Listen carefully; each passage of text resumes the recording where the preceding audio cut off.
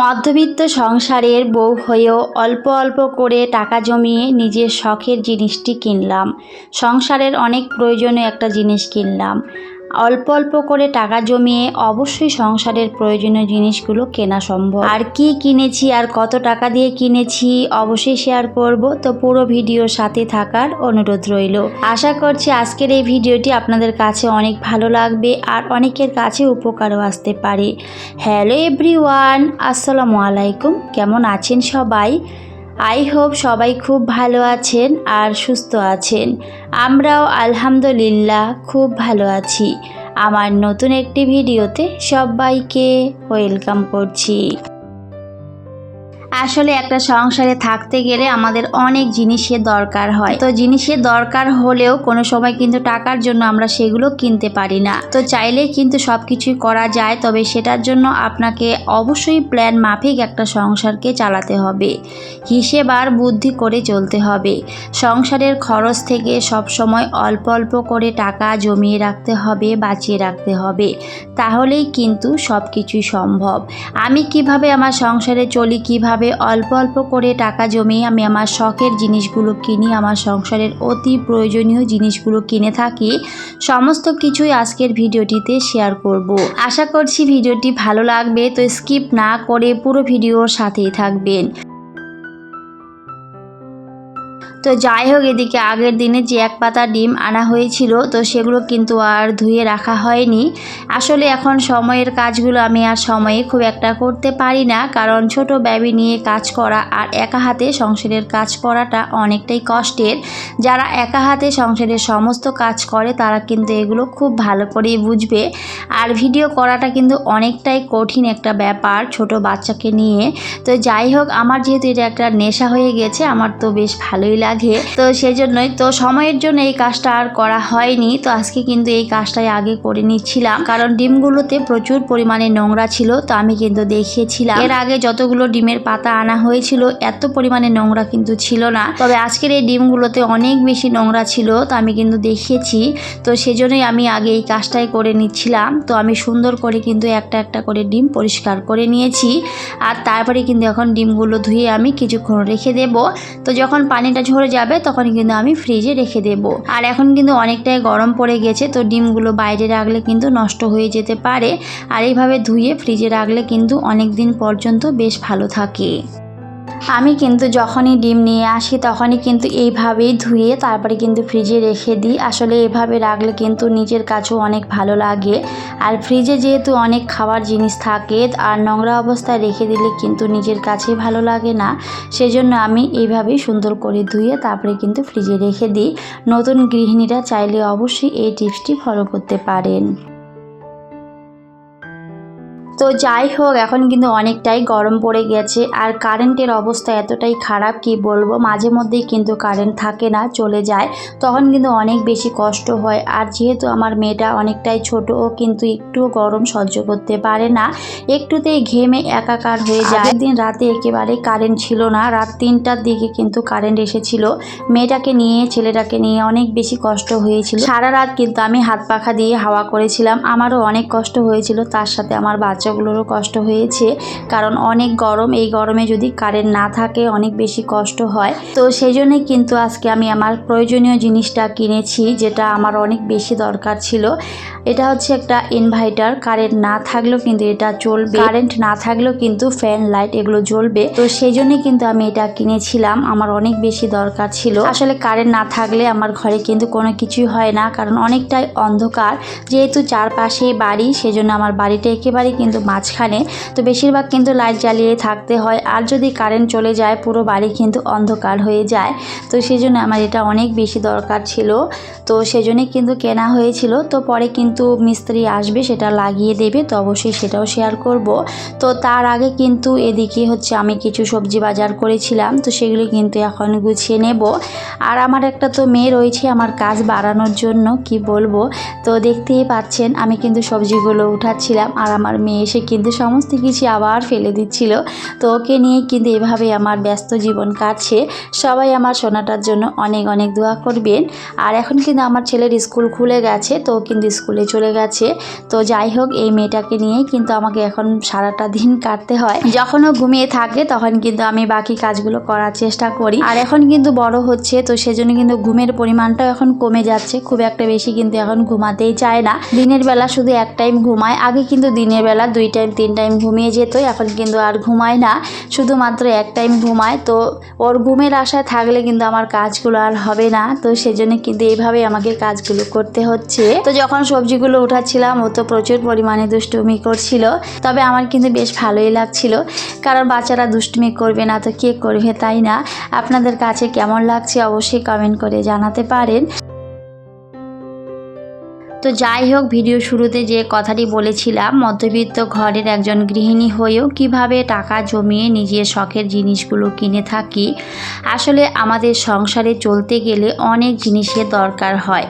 তো জিনিসের দরকার হতে গেলে অবশ্যই আমাদের সবার আগে টাকার দরকার হয়, কারণ আপনার হাতে যদি টাকা থাকে তাহলে কিন্তু আপনি সব কিছুই কিনতে পারবেন। আমাদের সবার অনেক ইচ্ছে থাকে যে আমার সংসারের অনেক জিনিস কিনবো, অনেকের কাছে অনেক কিছু রয়েছে, আমারও সেই জিনিসগুলো লাগবে, আমিও সেই জিনিসগুলো কিনবো। তবে সেগুলো কি সবসময় কেনা সম্ভব হয় না, কারণ সবার আয় কিন্তু সমান হয় না, বা সবার টাকা কিন্তু সমান থাকে না। অনেকের অনেক বেশি থাকে, অনেকের অনেকটাই কম থাকে। তবে আমাদের চেষ্টা করতে হবে যার যতটুকু আছে, যতটুকু ইনকাম আছে, সেখান থেকেই অল্প অল্প করে টাকা জমিয়ে রাখার, বাঁচিয়ে রাখার। যেই টাকাটা আপনার বিপদে আপনার একমাত্র সঙ্গী হয়ে থাকবে, আপনার শখ আহ্লাদগুলো পূরণ করতে অনেকটাই সাহায্য করবে। অনেকের দেখবেন অনেক টাকা, তারা চাইলেই কিন্তু একবারে সব কিছু কিনে ঘরটিকে সুন্দর করে সাজিয়ে নিতে পারে। তো তাদের দেখলে কিন্তু আমাদের একেবারেই হবে না, কারণ আমাদের মনে রাখতে হবে আমরা কিন্তু মধ্যবিত্ত।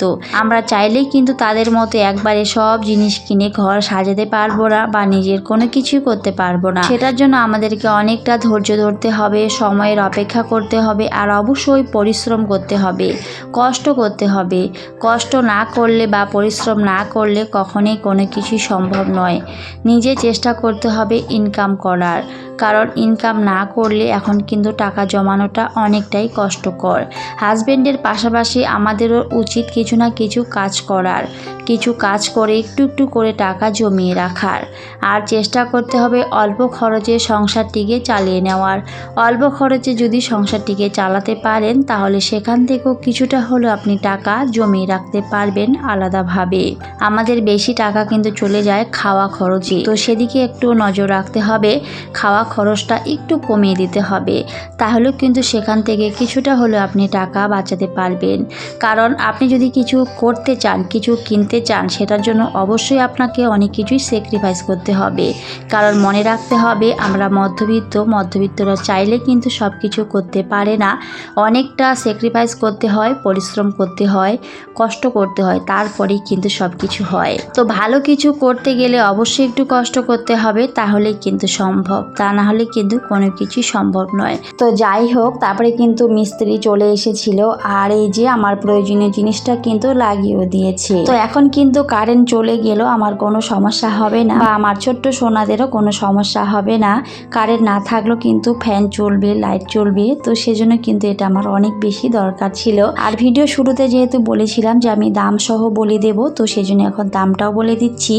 আমার এই ইনভার্টারের দাম নিয়েছিল 20,000 টাকা, আর এটা কিন্তু 1 বছরের গ্যারান্টি রয়েছে, খারাপ হলে ওরা আবার ঠিক করে দেবে, কোনো টাকা লাগবে না।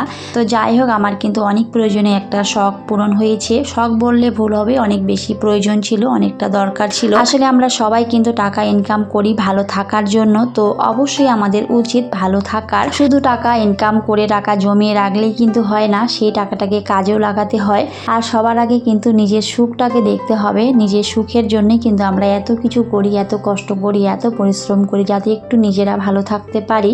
তো ভালো থাকার জন্যই কিন্তু আমাদের এত পরিশ্রম, এত কষ্ট। তো নিজে ভালো থাকলেই কিন্তু জীবন একেবারে সার্থক। তো সেই জন্য আমিও সব সময় চেষ্টা করি সেইভাবে যাতে আমি আমার ফ্যামিলির মানুষগুলোকে নিয়ে একটু হলেও ভালো থাকতে পারি। সবাই আমাদের জন্য অনেক অনেক দোয়া করবেন। তো আমি কিন্তু দাম সহ বলে দিলাম, ওটার দাম নিয়েছিল কিন্তু 20,000 টাকা। আমি আবারও বলে দিলাম, আপনারাও চাইলে কিন্তু কিনতে পারেন। তবে ওই যে বললাম, আমরা চাইলে কিন্তু একবারে সব কিছু পারি না, সেটার জন্য একটু কষ্ট করতে হবে, টাকা জমাতে হবে। তবে যাদের অনেক বেশি ইনকাম তারা চাইলে কিন্তু এক মুহূর্তেই কিনতে পারে। তবে যাদের ইনকাম একেবারেই কম তারা কিন্তু অবশ্যই সময় নিয়ে পারবে, তবে সেটার জন্য একটু সময়ের অপেক্ষা করতে হবে, তবে অবশ্যই সম্ভব হবে। তবে আমি যেহেতু পেরেছি, আপনারাও পারবেন। চেষ্টা করেন অল্প অল্প করে টাকা জমিয়ে রাখার। আমি আমার সংসারে এইভাবেই চলি, টাকা জমিয়ে আমার শখের জিনিসগুলো কিনি। আমি আমার অনেক ভিডিওতে কিন্তু সেগুলো দেখিয়েছি, আপনারা চাইলে আমার আগের ভিডিওগুলো দেখে নিতে পারেন। আমি আমার সংসারের কত কিছু জিনিস কিনেছি আর সেগুলো ভিডিওতে অবশ্যই কিন্তু দেখিয়েছিলাম, চাইলে সেই ভিডিওগুলো আপনারা দেখে নিতে পারেন। তো যাই হোক, তারপরে কিন্তু আমি এদিকে রান্নাটাও করে নিচ্ছিলাম। তো আজকে কিন্তু পাবদা মাছ নিয়ে এসেছিলো, তো সেটাই কিন্তু রান্না করে নিচ্ছিলাম। পাবদা মাছটা আমার বেশ ভালোই লাগে, কারণ পাবদা মাছে কিন্তু খুব একটা বেশি কাটা থাকে না, একটাই মাঝখানে কাটা থাকে, আর খেতেও কিন্তু অনেক বেশি টেস্টি হয়।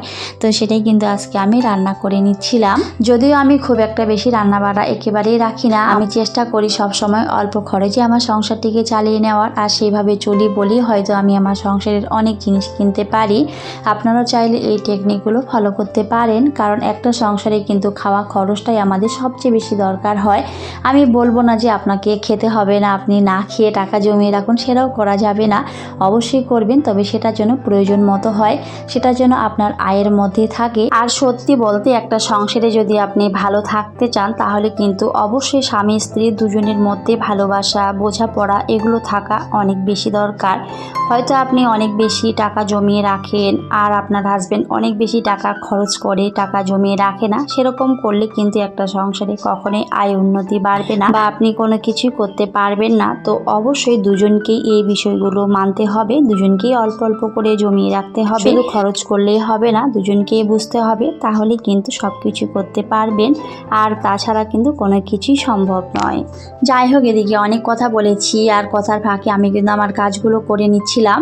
এর আগের ভিডিওগুলোতে কেন জানি না একেবারে ভিউজ কম ছিল। তো সবাই একটু পাশে থাকবেন, সাপোর্ট করবেন, কারণ আপনাদের ভালোবাসা ছাড়া কিন্তু আমি একেবারে এখানে এগোতে পারবো না। সবাই একটু ভালোবাসা দিয়ে আমার সাথে থাকবেন, পাশে থাকবেন। আর যারা যারা ভালোবেসে আমার ভিডিওগুলো দেখে আর অনেক সুন্দর সুন্দর কমেন্ট করে, সবার জন্য রইল আমার মন থেকে অনেক অনেক দোয়া আর ভালোবাসা। এইভাবে সবাই আমার পাশে থাকবেন। নতুন বন্ধুরা চাইলে আমার চ্যানেলটিকে সাবস্ক্রাইব করে রাখবেন, আর অবশ্যই নোটিফিকেশন অল করে দেবেন, তাহলে আমি যখনই ভিডিও দিই না কেন সবার আগে আমার ভিডিওগুলো আপনাদের কাছে পৌঁছে যাবে। তো যাই হোক, এই ছিল আজকের ভিডিও। তো কেমন লেগেছে সবাই কমেন্টে জানাবেন। সবাই খুব ভালো থাকবেন, সুস্থ থাকবেন। সবাইকে টাটা, আল্লাহ হাফেজ। দেখা হবে পরের অন্য কোনো একটি ভিডিওতে।